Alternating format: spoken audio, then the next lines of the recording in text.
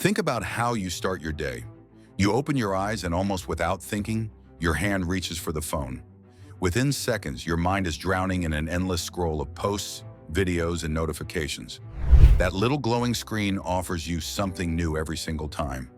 A shot of distraction, a quick taste of dopamine. Then comes the coffee, another jolt of stimulation. Maybe a song in the background, a short video while you get ready, something to keep the silence away. On your commute, it continues. Headphones in, podcasts playing, reels flashing, one after another. And when, for just a moment, silence sneaks in, what happens? An uneasy feeling bubbles up. A strange emptiness, almost uncomfortable. You can't sit with it. You grab for the next distraction, searching for the next tiny pleasure. And here's the catch. The real problem isn't pleasure itself. Pleasure is natural. It's a survival mechanism wired deep into the human brain. Our ancestors chased pleasure because it led to things that kept them alive: food, shelter, safety, and reproduction. But what happens when that very mechanism becomes a cage? When pleasure stops serving you and instead begins ruling you? When does the constant hunt for something good turn into a prison of instant gratification? Almost 100 years ago, Aldous Huxley warned us of exactly this. While George Orwell's 1984 predicted a future of fear and brutal control, Huxley had a darker vision. A world where no chains were needed, no punishments required, no dictators screaming commands. Instead, people would willingly embrace their own servitude, all because they were drowning in entertainment and comfort. Huxley's dystopia was terrifying not because of oppression, but because people loved their distractions too much to ever rebel. Now look around. Doesn't that feel familiar? We live in a society addicted to entertainment, constantly chasing the next quick hit of relief. Notifications, food, shows, shopping, alcohol, games, all available instantly, all promising happiness. But here's the uncomfortable question. Is this really freedom, or is it control disguised as freedom? The perfect slavery, Huxley argued, doesn't need chains or guards. It only needs something devastatingly simple: pleasure. Think about that for a moment. When pleasure becomes the center of your existence, you don't even realize you're serving someone else's agenda. Servitude feels like freedom. You feel like you're making choices, scrolling, watching, consuming. But are you really choosing? Or are you conditioned to obey impulses that were designed for you? This is exactly the brilliance and the danger of the world Huxley imagined in Brave New World. In his fictional society, people were conditioned from birth to avoid pain, boredom, or discomfort. Whenever sadness or doubt crept in, there was always a quick escape waiting. A magical pill called soma erased every negative feeling in seconds. No struggles, no silence, no inner conflict, just pure manufactured bliss. Sounds nice, right? But here's the question. Is that world really fiction anymore? Look at your own day. When boredom hits, what's the first thing you do? Do you sit with the feeling, try to understand it? Or do you immediately open Instagram, binge a series, grab a snack, or click another video? The list of distractions is endless. From social media to porn, from online shopping to endless games. We live in an era of instant gratification, where almost any discomfort can be numbed in seconds with the tap of a screen. And the most dangerous part? It feels like you're in control. No one is forcing you to check your phone 100 times a day. No one is pointing a gun at your head saying, "Buy this, watch that, keep scrolling." You think you're choosing, but if that's true, why is it so hard to stop? The truth is in one word: conditioning. Every time you reach for a distraction to ease boredom, your brain learns, "This is how I solve discomfort." Repeat that enough times, and it becomes automatic. Your brain wires itself to crave stimulation the moment silence appears. Over time, you lose the ability to simply be with yourself, to sit in boredom, to reflect, to think. And without even noticing, you've become exactly what Huxley predicted: a happy prisoner. Not locked up by force, but chained by the endless cycle of pleasure. Here's the frightening part. This isn't an accident, it's a system. From the time we're kids, we're programmed to avoid discomfort. Schools teach us to memorize, not to think. Jobs demand productivity, not reflection. The entertainment industries flood us with distractions, so we never stop to question. And social media, it's the ultimate conditioning tool. Every notification, every like, every quick video is engineered to hook you, to drip feed you dopamine so you keep coming back for more. And the result? An entire generation is unable to sit quietly with their own thoughts.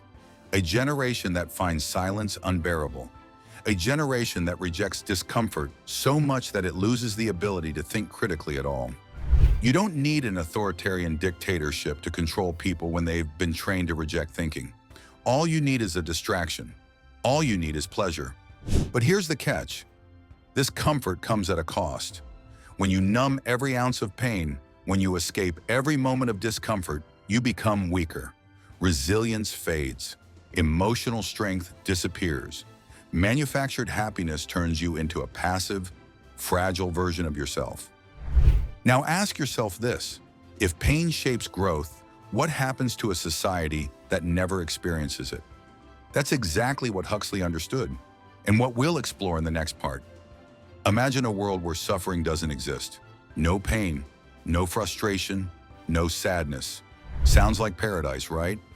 A place where every negative feeling is instantly erased, where happiness is always within reach. But here's the uncomfortable truth.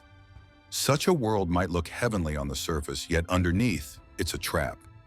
Aldous Huxley saw this clearly in Brave New World. In his vision, happiness wasn't something earned, it was manufactured.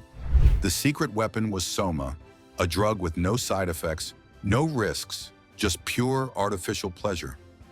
Whenever anyone felt stress, anger, loneliness, or fear, they simply took a dose and everything dissolved. On the outside, this society looked perfect. No crime, no rebellion, no sadness. But beneath the illusion of joy was a disturbing reality. People had forgotten how to be human. Because what does it mean to be human if you never face pain? Think about it. Strength comes from struggle. Growth is born out of failure. Resilience is forged in the fire of discomfort. Pain has a purpose. It teaches, it shapes, it transforms. But in Huxley's world, that purpose was erased. Every challenge was avoided, every shadow hidden under layers of pleasure. Life became shallow, repetitive, and predictable. And in that very comfort, people lost their freedom. Now pause for a second and look at your own world. Do we really live that differently? We might not have soma, but don't we have endless substitutes? Social media that floods us with validation, dating apps that erase the sting of rejection, streaming platforms that kill boredom in seconds, algorithms that predict what you want before you even know it yourself. Each one is designed to do the same thing, eliminate discomfort. And the cost? Slowly, without even noticing, we've grown fragile. Think about it. Today, minor inconveniences feel unbearable. Waiting in line for 5 minutes feels like torture. Small failures spiral into full-blown crises. A little boredom feels like emptiness we can't endure. Why? Because we've been trained to expect constant stimulation, constant comfort, constant pleasure. Anything less feels wrong. This fragility is dangerous, not just personally, but socially. Because here's the truth, a society made up of strong, resilient individuals can never be easily controlled. People who accept pain, who learn from suffering, who grow through struggle. Those people are powerful. They're hard to manipulate. But a society of weak, dependent individuals, people who panic at discomfort, who need constant entertainment, who crumble at the slightest challenge, that society is perfect for control. You don't need force. You don't need chains. You just need to feed them enough distractions so they never question anything deeper. And that's exactly the world we're walking into. When everything is softened for us, when every sharp edge of life is dulled, we pay a hidden price. We lose our psychological strength, we lose our independence, and most importantly, we lose our ability to rebel against systems that quietly benefit from our dependence. This is why Huxley's prediction feels even scarier than Orwell's. Orwell imagined a world where freedom would be taken away violently. Huxley imagined a world where people would give it away willingly in exchange for comfort. Now think carefully. Isn't that what's happening today? We're offered quick pleasures in exchange for our time, our attention, our freedom. We accept them because it feels good, but slowly, without realizing, we become obedient. Not because someone is forcing us, but because we can't stand the idea of discomfort. We can't stand silence. We can't stand being left alone with our thoughts. Here's the brutal irony. What we call freedom, the ability to avoid pain and chase pleasure endlessly, may actually be our prison. But if pleasure enslaves us, what can set us free? The answer lies in purpose. You see, pleasure is temporary. It fades quickly, which is why it must be renewed constantly. That's why one notification isn't enough, one episode isn't enough, one purchase isn't enough. Pleasure vanishes as fast as it appears, leaving behind an emptiness that demands another hit. It's like drinking salt water. The more you consume, the thirstier you get. But the purpose is different. Purpose is not about numbing discomfort, it's about transforming it. Purpose requires effort, patience, and discipline. It often comes with struggle and even suffering. But unlike pleasure, purpose doesn't evaporate once the moment is over. It builds something lasting inside you. It creates meaning. Ask yourself, what are the moments that truly shaped you? Were they the times of easy pleasure, or the times when you fought through something hard and came out stronger? Viktor Frankl, a psychiatrist and Holocaust survivor, once wrote that human beings cannot survive without meaning. He observed that even in the most horrific conditions, the people who endured were those who found purpose, a reason to keep going. Pleasure couldn't save them. But meaning did. And here's the paradox. Modern society constantly tells us happiness is the ultimate goal. But what it actually sells us as happiness is nothing more than fleeting pleasures, likes, purchases, shows, games, quick escapes. None of it lasts. That's why we always need more. But purpose is the antidote. Purpose is what makes you strong enough to face discomfort instead of running from it. Purpose gives you direction, a reason to endure, a reason to rise above the distractions designed to keep you weak. And that's why modern systems don't want you to find it. Because a person with purpose doesn't need constant distractions. They're not addicted to shallow entertainment. They can't be easily manipulated by false promises of happiness. That person is dangerous to a system built on emotional dependence. So instead, the world bombards you with stimulation, with distractions, with shallow pleasures, all to keep you from asking the only question that matters. What truly gives my life meaning? If pleasure has become the modern form of slavery, the big question is, how do we escape? How do you reclaim control in a world built to keep you distracted? Step 1. Practice strategic deprivation. The problem isn't pleasure itself, it's when pleasure controls you. The first step is to deliberately take breaks from addictive sources of gratification. Turn off social media for a few days. Resist the urge to binge watch for a week. Skip the junk food you usually reach for. At first, it feels impossible. Your brain craves that dopamine hit. But slowly, something powerful happens. Your mind resets. You begin to enjoy simple things again. Silence, genuine conversations, even boredom. Step 2. Rebuild your tolerance for discomfort. We've been trained to escape pain instantly, but discomfort isn't the enemy. It's the gym where your mind grows stronger. Sit with boredom. Resist the urge to grab your phone every time you feel restless. Let frustration teach you patience instead of running from it. Over time, you'll realize discomfort doesn't destroy you. It strengthens you. Step 3. Think critically. Ask yourself, why do I distract myself so often? Who profits from my habits? When you question your impulses, you start seeing the invisible system that keeps you hooked. Only then can you start breaking free from it. Step 4. Replace pleasure with purpose. The most important step. Pleasure fades. It's temporary by design. That's why you need more and more, yet never feel satisfied. Purpose, on the other hand, transforms discomfort into fuel. Purpose gives direction. It gives meaning to pain. When you discover what truly matters to you, shallow pleasures lose their grip. A random notification or quick distraction can't compare to building something meaningful. The hidden cost of freedom. But here's the truth. Escaping this cycle isn't easy. Society around you will still be addicted. Some people will admire your discipline. Others will resist you, even mock you, because your freedom will expose their chains. That's the cost of real freedom. Resistance, loneliness, discomfort. But the reward? A life that's yours. A mind that can't be manipulated. A strength that no system can take away. And that's where real joy begins. Not in endless distractions, but in purpose. By now you see the truth. The relentless chase for pleasure isn't freedom. It's a cage.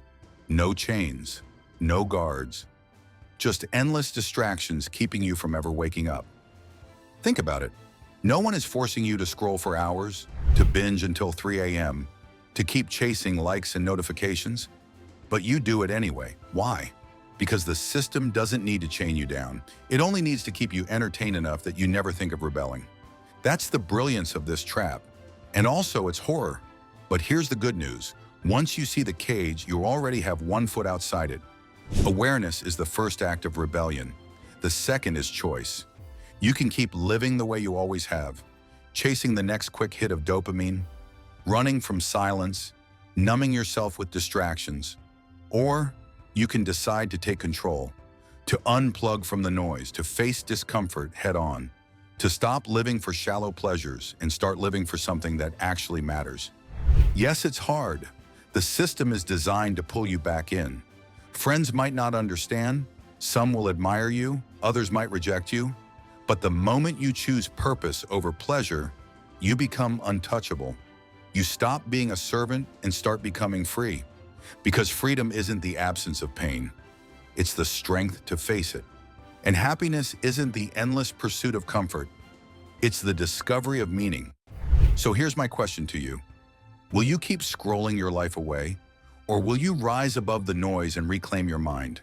The choice is yours. But if you're ready to choose freedom, start today. Don't wait for tomorrow. Don't tell yourself you'll quit later. Right now, close the app, put down the phone, and sit with yourself. Feel the silence. Face the discomfort. Ask yourself, what do I truly want to build? What will make my life meaningful? And when you find even the smallest spark of that purpose, protect it, feed it, let it grow until it becomes stronger than any distraction. Because once you find purpose, you no longer need chains to hold you down.